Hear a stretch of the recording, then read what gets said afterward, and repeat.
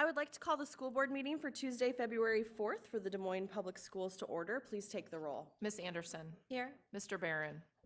Ms. Bradley. Here. Ms. Caldwell Johnson. Here. Mr. Cody. Here. Ms. Delagardelle. Here. Ms. Sawyer. Here. The first item of business is to approve the agenda. May I have a motion and a second to approve the agenda? Second. We have a motion by Anderson and a second by Caldwell Johnson. Please vote.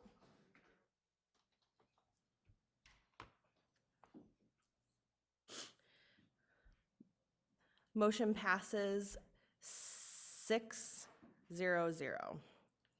The next item on our agenda is approval of the minutes for Tuesday, January 21st, 2020. May I please have a motion and a second to approve the minutes? So moved. We have a motion by Caldwell Johnson and a second by Cody. Please vote. Motion passes 6-0-0. Dr. Ahart, any district recognitions this evening? The next item on the agenda is the consent items. We allow any person the opportunity to speak to the board for up to 5 minutes following the presentation of agenda item. If anyone wishes to speak to an agenda item, please go to the information desk to sign up. Remarks must be germane to the agenda, and we ask that you avoid references to personalities and character attacks, as those types of comments serve no productive purpose. We appreciate your input. As a reminder to the board and public, the board will not engage in discussion or deliberation with a speaker regarding comments made during the agenda items. Discussion and deliberation will remain among board members at the board table, with speakers' comments informing said discussion, deliberation, and determination as deemed necessary. Ms. Anderson, do you have the motion? Yes.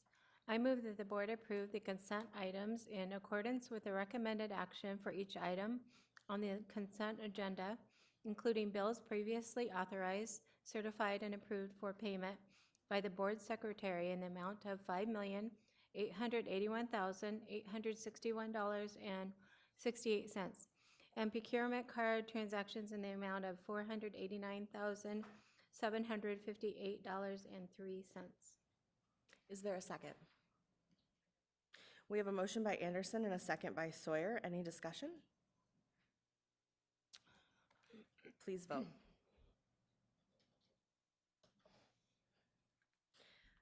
The consent items are approved 6-0-0.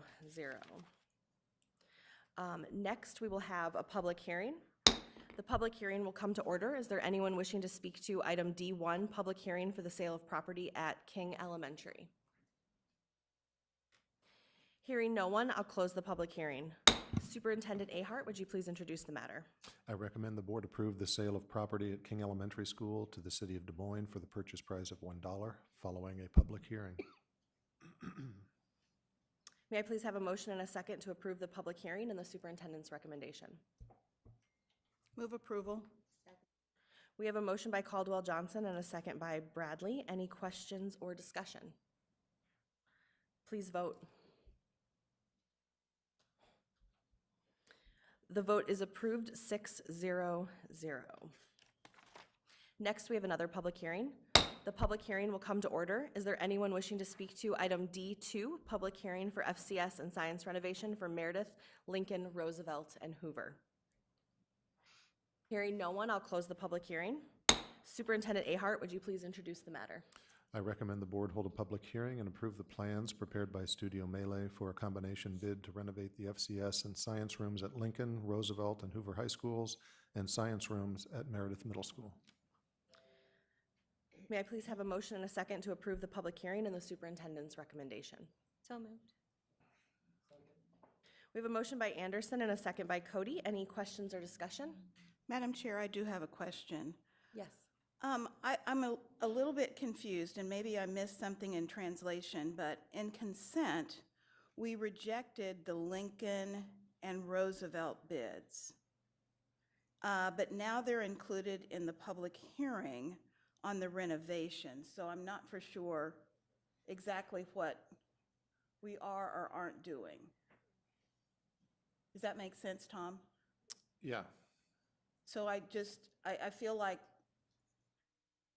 it says under the rejection of the bids, construction bids were received and opened at a public bid. It was discovered that there was a discrepancy in the specifications, which the bidders interpreted differently. The discrepancy will be corrected and rebid and the rebid of Lincoln and Roosevelt will be incorporated into the bid package. But now we're approving something that has not been rebid. That's my interpretation. I may be totally wrong. I don't believe that's the case because it's rebid with additional schools in, including Meredith and Hoover. So I'll let Bill explain. Yeah, you're pretty close, though. Okay. We did reject those bids because there was a discrepancy, but we're rebidding the project with the other schools. So it's the same project, but we're bidding it as a different package this time around, so, Okay, So that requires a new public hearing? correct. Okay. okay. So the public hearing is all of them combined in a rebid, even though we previously rejected the other bids? Exactly. Okay, thank you. Welcome. Devil is in the details. Any further questions or discussion? Please vote.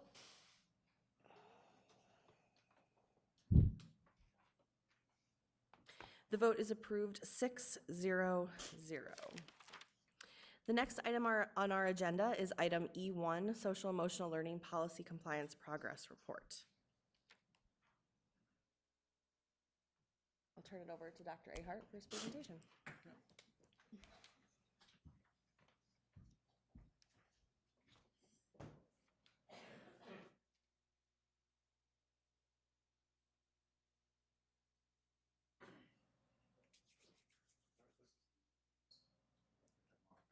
This is the second update on progress towards compliance with the new social emotional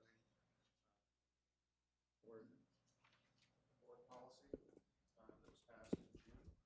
And with me this evening are Laura Febchak and Jake Troja. And we'll try to pick up, do a little bit of a review from where we were last time, and then update with additional steps that have been taken.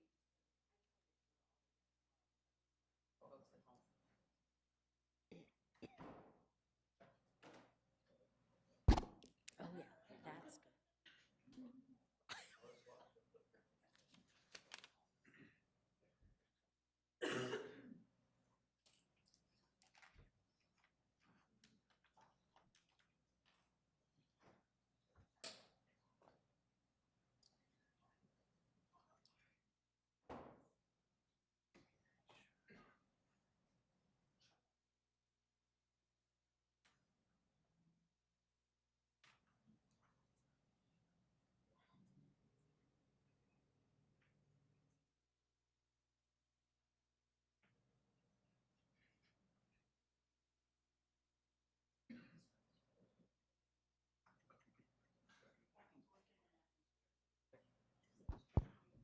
This one's working.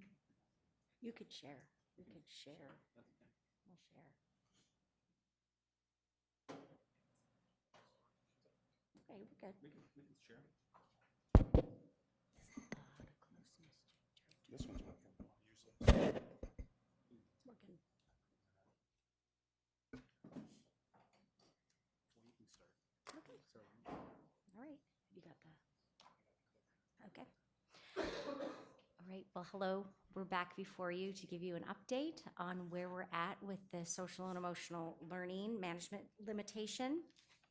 So just as a review, this was the management limitation that was agreed upon in June.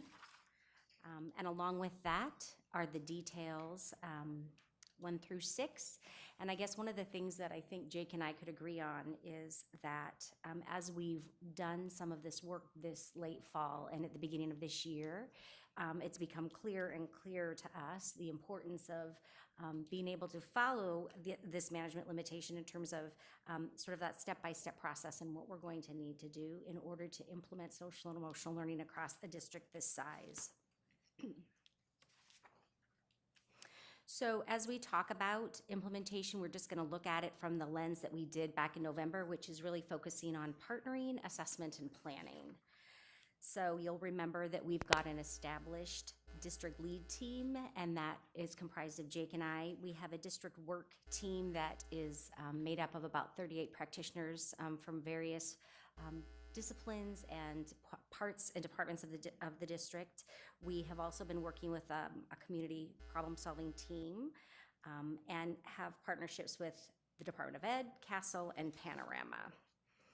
So we're going to go into a little bit more detail because the last time we were with you, we had just made the decision to be partnering with Castle. So what they did is they came in January and conducted what they refer to as a readiness and engagement analysis, which is really, for a district our size, a guide or a roadmap for how to go about implementing social and emotional learning in a way that's coordinated and it's doable and sustainable.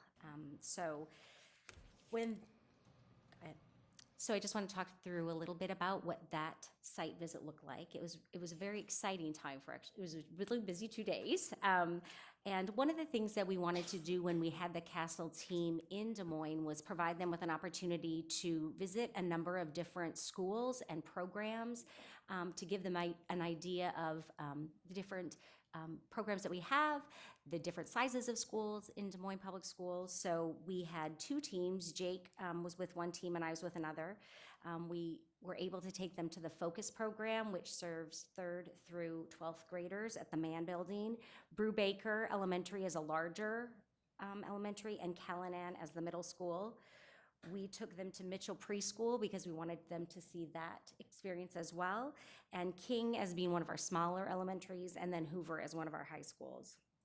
Those on-site visits took about an hour and 15 minutes each, where the Castle staff met with groups of teachers and with the principal. They walked the hallways, they went into classrooms, and so they tried to get a sense of the building and each of those places. So then that following afternoon was really focus groups with the groups that you see there. They met with Associate Superintendent Matt Smith, our teaching and learning, our talent development team, student and family services, a group of principals, and a group of teachers. And I think there was 8 or 9 teachers there who were very energetic, and we were really impressed. It was 3:45, they were there till 4:30, and we just asked them to come in and just be honest about their thoughts. And so we really appreciated them taking time out of their day. The next day, we had focus groups with principal supervisors, our community partnerships and after-school activity coordinators. There was time for the board of directors, which we know that had to be altered a little bit the day before. Our assessment and evaluation team was there, as well as an opportunity for Castle to speak with folks working on equity issues, and our DMEA rep was there to meet with them as well. After that 2 days, they did just a very quick debrief with us, and we just wanted to bring to light a few of the things that they had observed over those 2 days. It was kind of a 500-foot view. One of the things that they were emphasizing was the importance of integration and clarity around a large system shift and the importance of implementation of MTSS. Their impressions of the different groups that they met with was that there's really no hesitation from the part of any of the stakeholders about moving forward around SEL efforts, but certainly they had a sense that people were nervous and worried about the types of structures and supports that would be in place in order to move this work forward, which is fair and not surprising. One of the things that we wanted to also share with you was they gave a special shout out to our data and assessment team. And when they met with Dr. Mary Gridstead and her team, they were really impressed with the integration and the involvement of that department in SEL so far. And they indicated that often in districts our size, they do not see that. And so we thought that that was something that we could be really proud of in Des Moines Public Schools. The other thing that they mentioned briefly was just the importance of structured autonomy, that it is important for there to be some sense of choice and voice, but that in a district our size, that as we move forward with these efforts, that having some structure around that is going to be important as well. So we look forward to more in-depth recommendations for them that we will be having sent to us sometime in mid-March. On this slide, it says March 1st. It's actually going to look more like March 13th. We have requested, that we get their higher level recommendations at the beginning of March, if possible, to assist with some district planning. So we're waiting on their response for that. And then we would expect that there would be some recommendations for technical assistance, as well as some sort of planning for professional development moving forward. I'm going to update a little bit about Panorama. As you were aware last time that we had just given our first round of the student assessment, and so we have some of that information that we'll share with you this evening. Just as a reminder, in those three buckets, we see student skills and competencies, so that's what students believe that their skills are, their self-perception of what they can do. The middle section is the student supports and the environment, so how they interact with the supports within the school. And that third bucket on the far right is the teacher's perceptions as it relates to social emotional learning. We did all of the items that are there and highlighted in blue. We added the school safety based on our community forums. That was one of the items that came up that staff, the participants in that community forum wanted to get feedback on, so we added that towards the tail end of that survey window. And then we did assess all of the teacher perspective around their skills and supports on SEL. This is another look at that on the assessment topics. And again, the ones in red are students' perception of their skills or their competencies. The gray and that school safety is an additional one is really the supports and environment. On the right-hand side is just some details about the assessment. These are serving as our baseline. We have our assessment window will start and open up again March 2nd for our second assessment. Topics aren't going to change from the fall to the spring, and we don't anticipate them changing into the next fall as well. And then we're looking at all students K-12 from grades 1 through 3, or excuse me, 1 and 2, K1 and 2 students were assessed by their skills by the teacher, and then 3 through 5 students gave their perception of their skills and supports. And then it was differentiated 6-12 for secondary students in those same two categories. So there's our participation. We had about 76% of our students complete the survey in October. Close to 70% of our staff completed the survey that were assigned to school sites. A couple things that are really interesting in partnering with the Department of Education is Panorama, who we had chosen as a partner in this work prior to, we knew that they were involved with the Department of Ed, that they are helping the Iowa Department of Education create an early warning system across the state for all schools. So they're currently putting a platform together where literacy data is currently in there, but they're also behavior, academic, other academic data, attendance would be there so that schools can have an early warning system. So we kind of have an advantage where we log on to the state website, the portal, and are able to see our social emotional learning data alongside our early literacy data, which is us and I believe in one other district in the state have that ability currently. So just to kind of overview the assessment so you have an idea when we look at some of the data, everything is nationally normed. There's about 10 million students are represented in this data, in this normative data.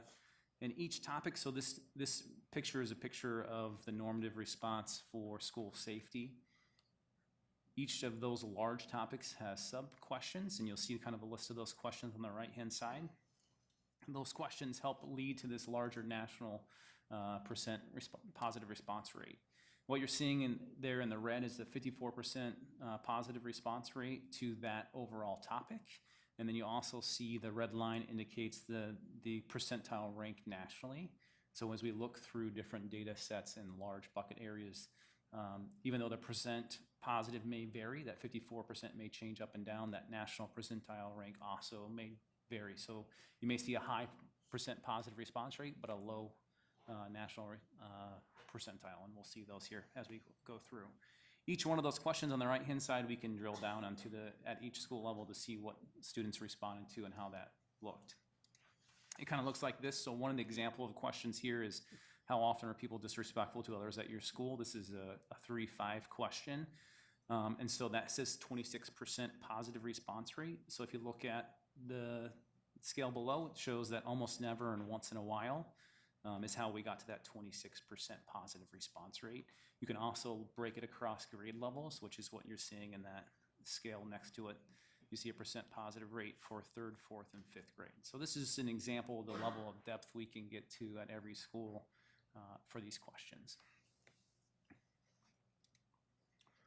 So we're going to just kind of review at a high level, and I know that you received some data reports that also kind of show you the national percentile rate around those topics. But I just want to point out some of the high interest ones that we saw as we look through the data.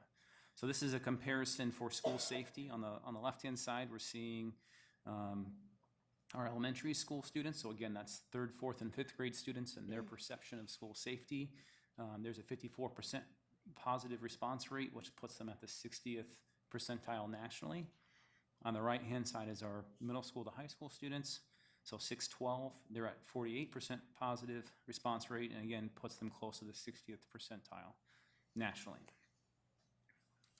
Some questions that we can look at as we pull that out. How often do you worry about violence at your school? We see the response on the left is our 3rd through 5th grade students, which is almost never a once in a while, 51% of the time. On the right-hand side is our secondary students. And you can see how those questions are broken down below.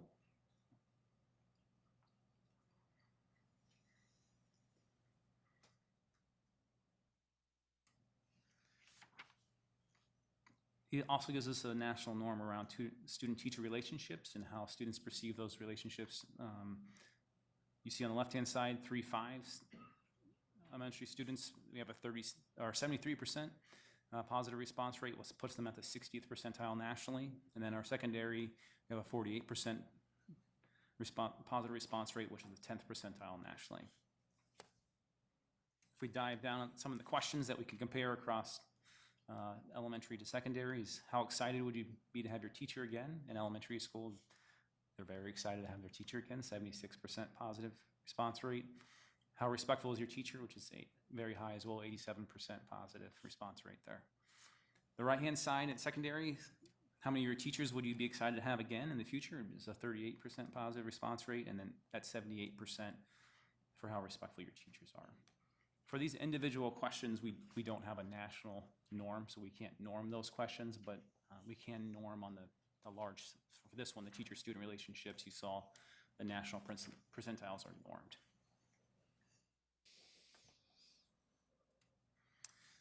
As we mentioned before, we did survey our staff and their perceptions of the supports and environment within the school. So we see the large topic of educating all students. We had a 72% positive response rate, which put us at 20th percentile nationally. Then on the right-hand side is our professional learning about social emotional learning. We had a 40% positive response rate, which was at the 50th percentile nationally. One of the questions that we dug a little bit deeper into and did a follow-up survey for was around resources for student support. We saw that we were at the 30th percentile nationally, but one of the questions on there was very concerning. So if you look on the right-hand side, 2 of these questions that kind of led us to ask more questions is when students need help, how often do they have to wait to get that help? This was a 39% positive, so almost never or once in a while they have to wait. We were concerned about that as a low percentage positive response rate. And the other one was, how important is it for your school to hire more specialists to help students? So the inverse of that would be 88% of staff felt like it was pretty important that we'd get more specialists. So we created another survey to ask staff, what do you mean by specialists? So our data and assessment team put together a survey that was sent out to administrators and staff, and this is the response that we received. We were looking for basically 2 responses. What specific area of need would you need assistance in, and what specific specialist skills that you feel like you need assistance with. We had almost 1,500 staff complete the survey. You see the breakdown is almost even for elementary and secondary, and then you can see how the staff breakdown there. What we found out when we asked the area of need, that behavior, mental health, social emotional learning, and academic, that's how they broke down when they ranked ordered what the largest area of need was. On the right-hand side, what specific specialists or skills? We asked the staff to rank order that 1 through 10, and so the right-hand side is the average of that ranking. So similar responses.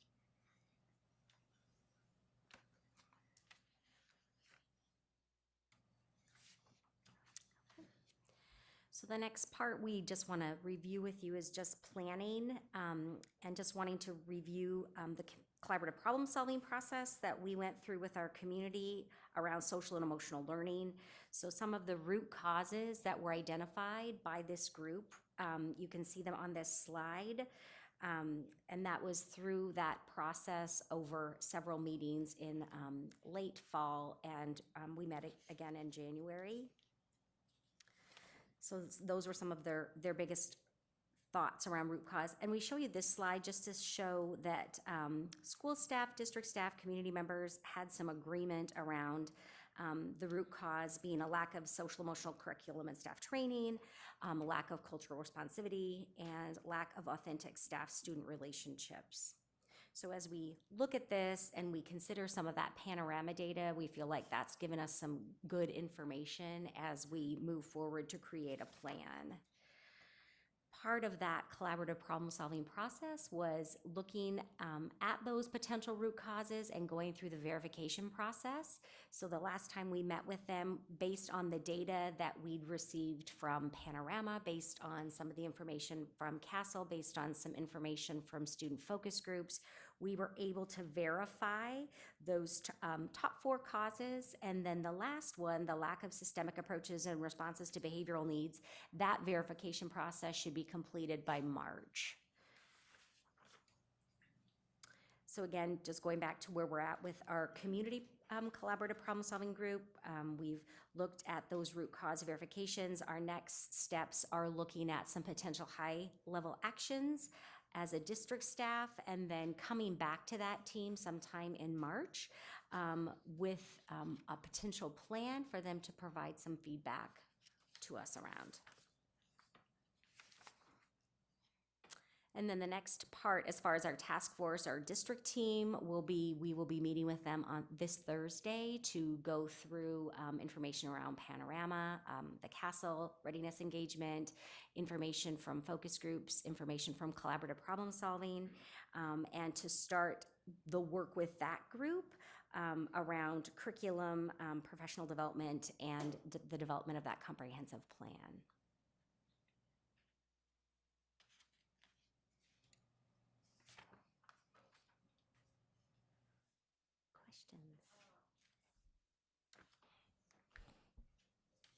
I don't think we actually have to vote to approve this item. Is that correct, Tom? Correct. Okay. Do I need a motion to accept it before we open our discussion? Yeah. I think so, yes. So may I have a motion and a second to accept item E1 before we open it up for discussion? So moved. We have a motion by Anderson and a second by Bradley. Is there any discussion, or does anyone have any questions? Go ahead, Ms. Sawyer.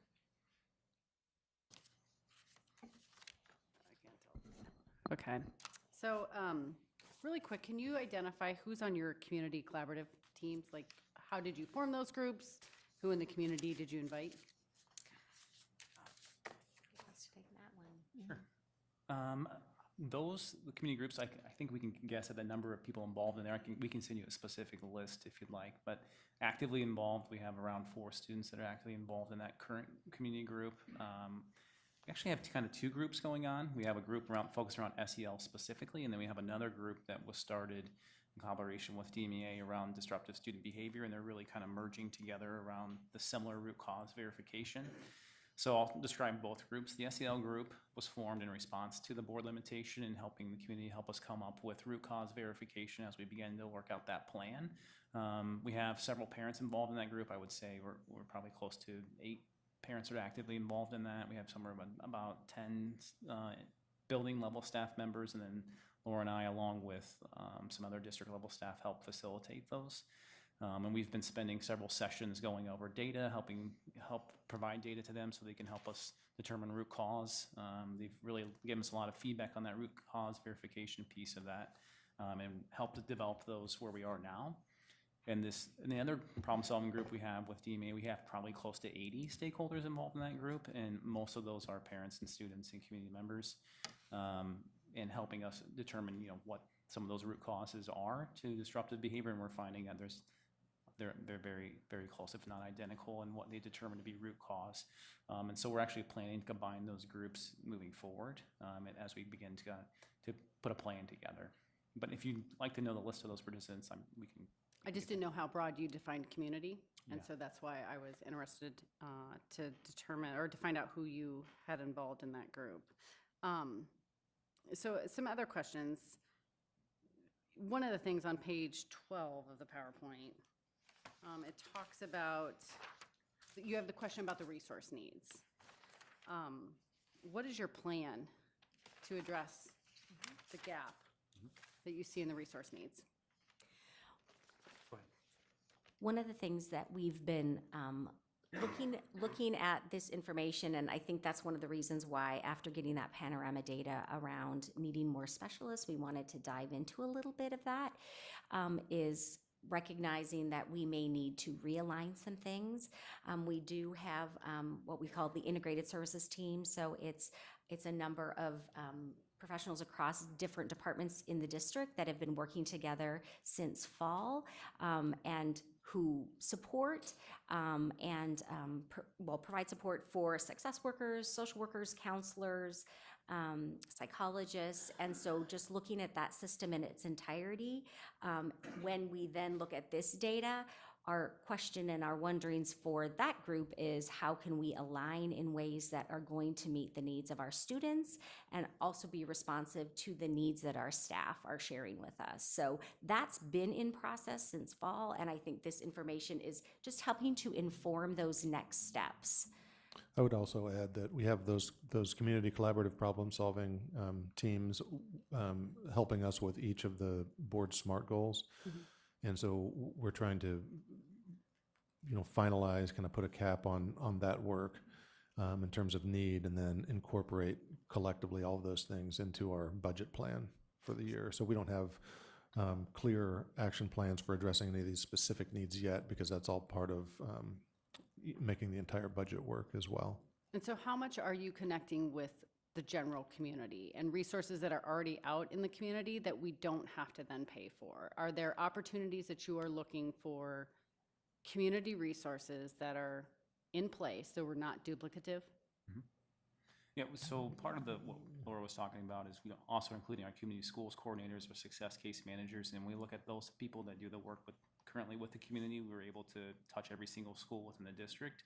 And one of our things that we're really trying to do is propose a plan that looks at those ratios nationally that are recommended around school counseling, social workers, psychologists, and our community supports.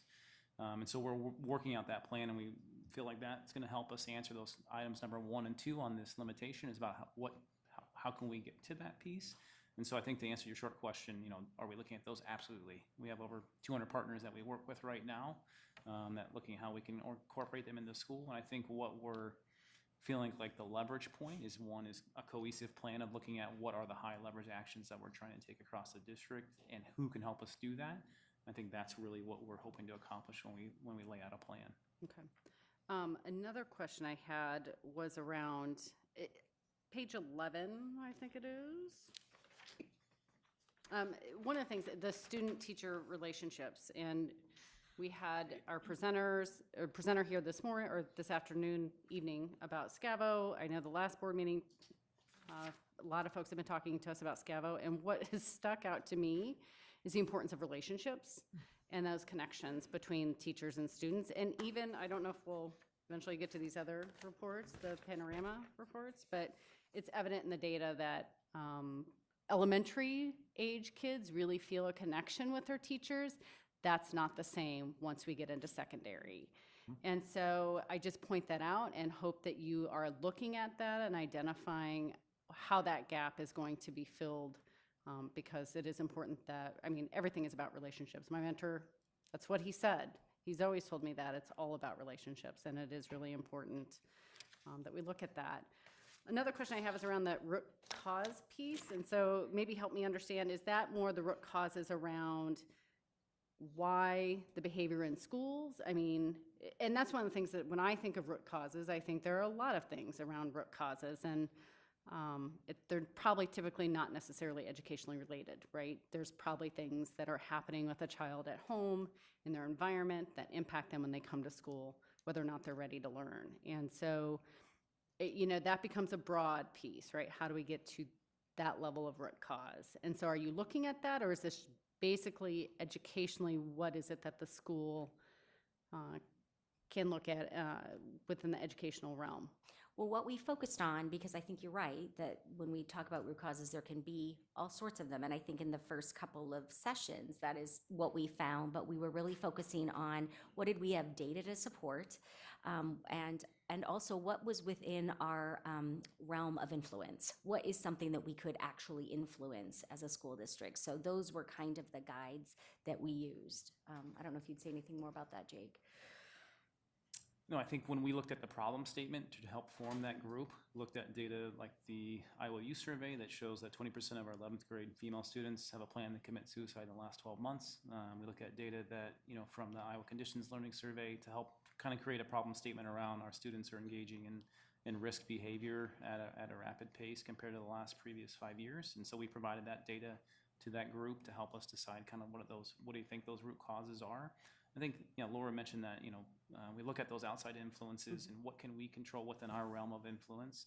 And so if we say teacher-student relationship and we understand, there are protective factors and we talk about what we can do. So I think those are things that will be built out as we kind of lay out how we want to do that.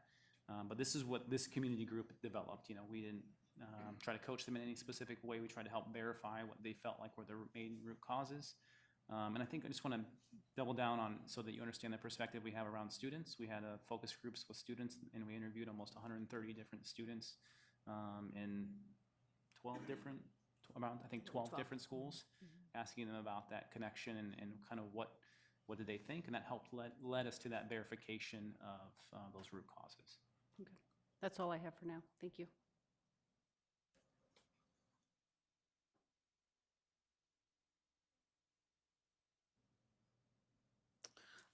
Just a couple of things. So,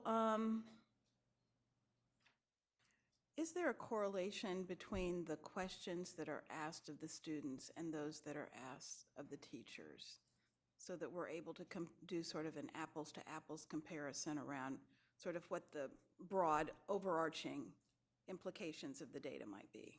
There's a couple topics that are similar, and you can see that. So we provided those data sheets. We don't have a goal yet, so we don't have a data report to provide with you. But those are overarching data sheets that we wanted to see. But if you look at school climate, for example, that's one topic that's similar between students and staff, and you can draw some conclusions between that. There are other topics that are similar at the large scale, like relationships piece of that. So we can look at that, and on the dashboard, we can actually compare student and staff responses on similar like questions and similar like topics, so we can see how staff perception aligns with students' perception at the district level and at the school site. Okay. I'll look at these more closely.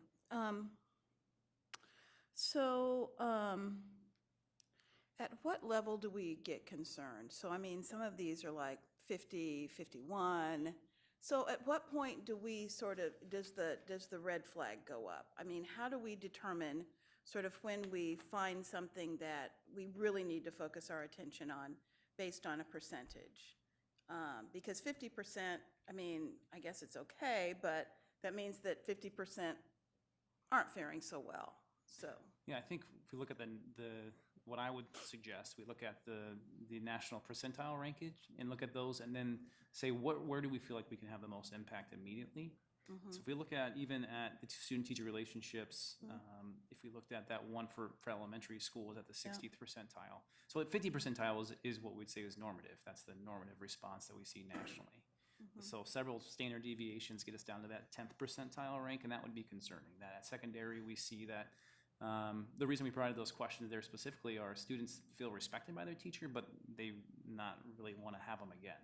So what does that mean? Like what are we missing in that specific scenario, and how can we dig into that specifically? I think we're gonna, our goal would be looking at this data with our task force and to help us decide where would we feel like the highest lever topic to focus on and leverage. We can look at that in a hierarchy of needs. We can look at that from a relationship lens first. I think those are still yet to be determined where we'd focus. So I think probably my only concern there is if we norm against everybody else doesn't look like us. So how do you factor that into how you then begin to slice and dice the data? So with 10 million students, we're able to compare to urban settings. We're able to compare free and reduced lunch as well. So what you're seeing there is our comparison to An urban setting is defined by the National Center around Educational Data, and you're also seeing a comparison to 70-plus free and reduced lunch rate. So we have an apples to apples as best as we can, a national comparison that's provided by our partner Panorama. So that was one of the major reasons we wanted to go with them as a partner, is that they have such a large data set that we're able to compare ourselves to urban settings and high free and reduced lunch. And those are things that we can toggle in lifetime. So if I wanted to see so the elementary is compared to elementary and middle school is compared to middle school. At the school site, I can look at those national rankings and I can compare myself to the district average and see how I compare them both. So I have, I think, one other quick question, and that's sort of, if you begin to look at some of the questions, I don't know how I would distinguish as a student between sometimes and frequently. Sure. And I wonder if the instrument is set up in such a way that you have to have sort of the 5 levels of rating or ranking, or if you could reduce it, because I think oftentimes people will tell you that the more narrow the options are, the more real the results become. So I just wonder, I mean, if I was looking at this and I was like sometimes versus frequently, well, what's the difference? I can send you the research brief. So their partners are Harvard Education Center, as long Right. as Georgetown. They have several high-ranking partners that Yeah. do that, but I can send you the research brief around why they chose to do the topics the way they are, and it explains it. Do the students have definitions of what that means when they do the And some of the words test? they do, like the words that they provided us with a slideshow that kind of explained the definition, so like certain words and what they mean, and then they also had a tutorial on how to do that. Even if you go to data.dmschools.org, which is an open site, you can see what those slideshows look like. You can actually preview what the students took in terms of the assessment and look into that. But this question actually came up yesterday. We did some professional development with our district supports teams and our district administrators, and that was one of the questions that came up, and our partners were able to share with us kind of the research brief that they had and the way it was it's valid assessment, so I have no problem sharing that with you. And at some point, can we get all the questions so we can see what the survey looks like? Is it Yeah. online or how's it?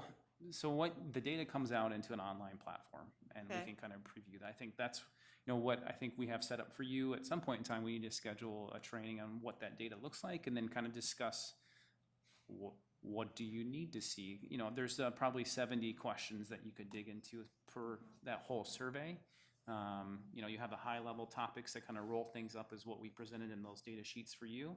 And again, that was just, I guess, that Laura and I and then the data assessment team put those sheets together just as roll-up items for us to look at. And again, we have another data round in March, and then we'll do another one in fall. And I think, after 3, my recommendation would be after 3 data sets, we'd have a good idea of a baseline to look at and begin to kind of make some decisions. And I think those are all things that we have to figure out how we want to look at that. Yeah. Yeah, I'm thinking just since this is, relatively new to us and to the board, that really being able to have some context would probably be helpful. Mhm. That's all I have.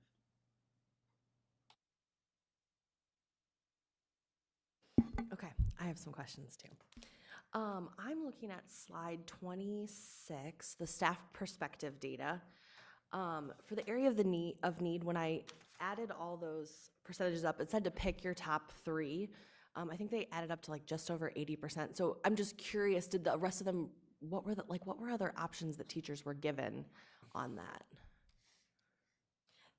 I think there was more information around academic. I'm trying to remember what those questions said, but there was also questions around activities or more community partnerships. Okay. So it was just different types of support. Okay. But we could sure give you access to No, that. I That's didn't need not- specifics. It was really just in Yeah. my brain as I was looking at those 4. I was like, I wonder what other options. I It was think just one like, of I wonder them what other was, options they were like, given. community- So, Yeah. Community, like wraparound case Okay. management was one of them. Yeah. But we can send you the 10. Okay. There's basically the same 10 areas of need we replicate into services. okay. And so okay. they're just worded a little bit differently. Okay. But we can share that with you. Yeah, and I think for the staff perspective data, it looked like with students, we had almost 3/4 of our students who completed this, and we had less than 70% of our staff. what were the conditions around how that was given, or for students? Let's start there. What was the conditions around how that was given to students? So each school kind of identifies an assessment coordinator, which is normal when we have our balanced assessment process. We provided some high-level training, but it's pretty intuitive where we had a shortcut provided on the computer, and students could just log in to that shortcut, and they would type in their student identification number, and that would be identified to them specifically, and then they take the assessment. Okay. Those numbers are, so we're tightening those up because we found out as we run that data file that there are staff that maybe were assigned to schools that shouldn't have been. And so there's a lot of cleanup in there. So that number actually might be a little bit higher than Okay. 70%.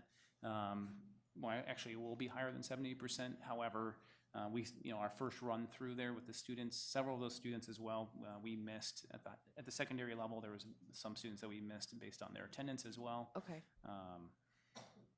So those would be, and the window was fairly short at that point in time. Yeah, And I think, yeah.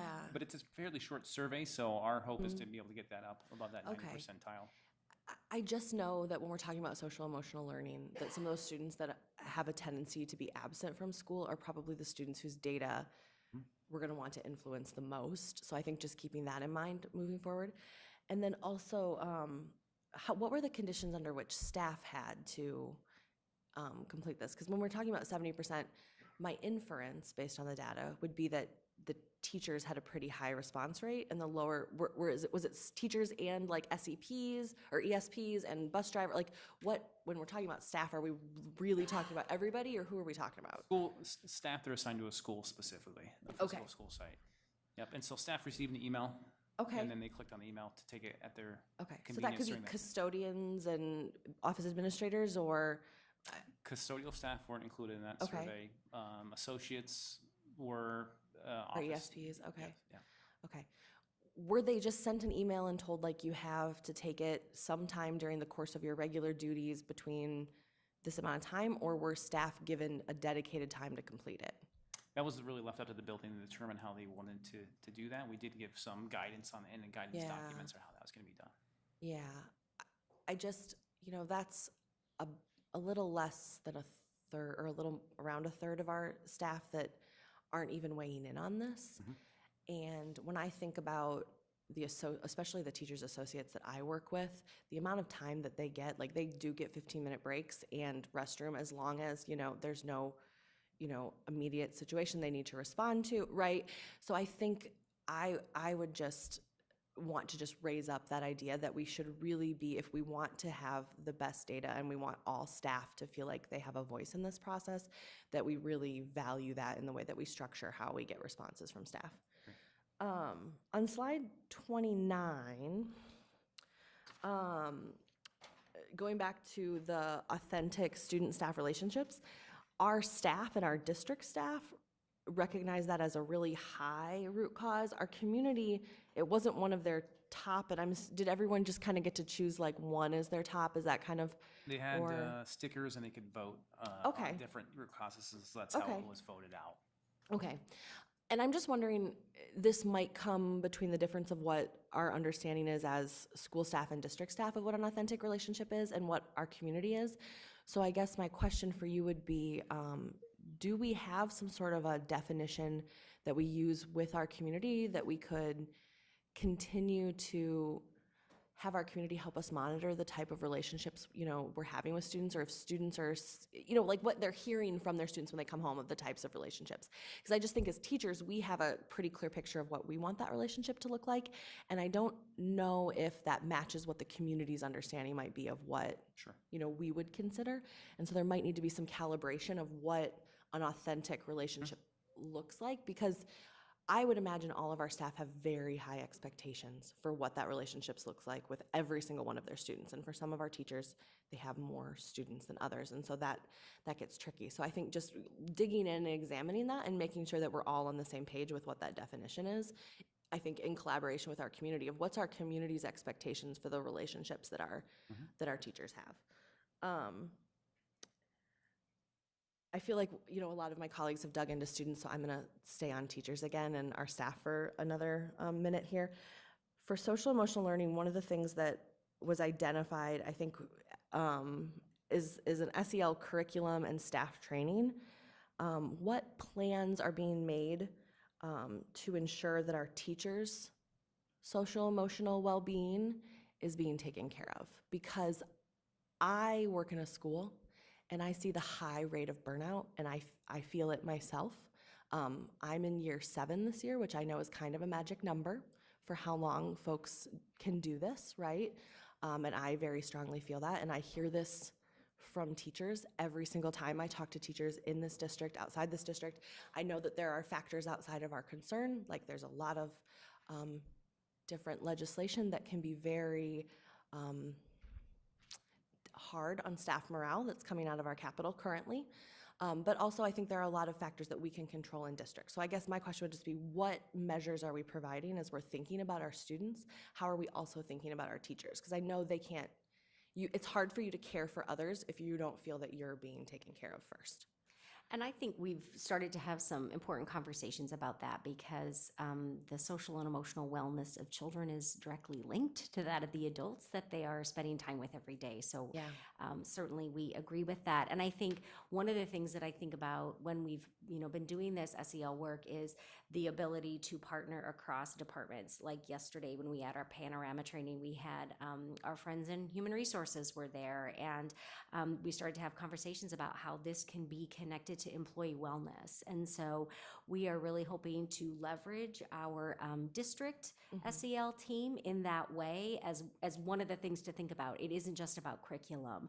It isn't just about what's going to happen to the students. It's about how are we going to support the adults in moving this forward, because it won't move forward if our adults aren't supported. And I think we're really aware of that. Okay. So now what the answer to that is, of course, we surely don't have that at this point, but I think that that's something that we're really open to hearing more about from other stakeholders. So, Because the learning environment of our kids is the environment in which our staff is working, right? So those two things, if our staff aren't feeling that positive environment, if our students aren't like that, that mirrors each other. It goes hand in hand. And I think that extends to every level of staff, not just classroom staff. The environment that our students, step up into the school bus in the morning, that sets the tone for how their day is going to go. And so I think making sure that that's a positive, nurturing experience from our kids from that moment they have their first interaction with us in the morning, and and whether that's community partners like DART trying to get our kids to school, whatever that is, like there's that moment of what does that feel like when they first have contact with us to when they go. And that's also the environment our staff, is living in all day too. So I just want to make sure that I raise that up. So any other? Yeah. What I have is probably not really a question, is more of a statement, because I want to piggyback on what you had just talked about, which was the staff development and professional development and supporting our teachers. And with this work and any other work, it's one thing, like I work in professional development, that's kind of my day job. But what I've learned throughout this process is you can only give so much training before, people they zone out, right? It's not as though you go to a training, you learn it, and you're great, and you got it. Doesn't work that way. You have to be able to practice what you learn. And with that, it also includes how do we build our teams at all levels to support each other. And so, we need that mentorship. We need that constant guidance to be able to show us what that looks like, what our learning, how we're putting our learning into practice. And so I just challenge you as you look at the training needs of staff that it is not a one and done, because that's ineffective.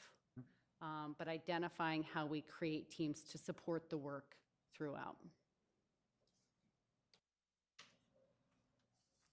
Okay, if board members do not have any further questions or discussions, we do have a motion on the floor by Anderson and a second by Bradley to accept this, this report update. So please vote.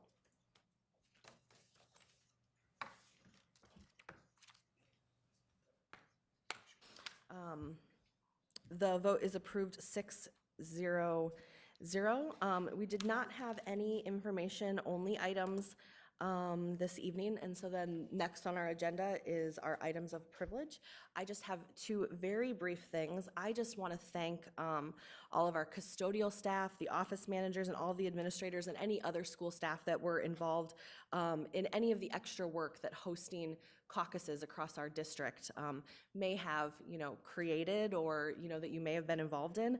I know that many of the visitors at my site were incredibly impressed with the facilities, but also the volunteers were also really impressed with the amount of assistance that they received from our staff through every step of the process, including last night. So thank you so much. I just wanted to make sure that does not go unnoticed by your board.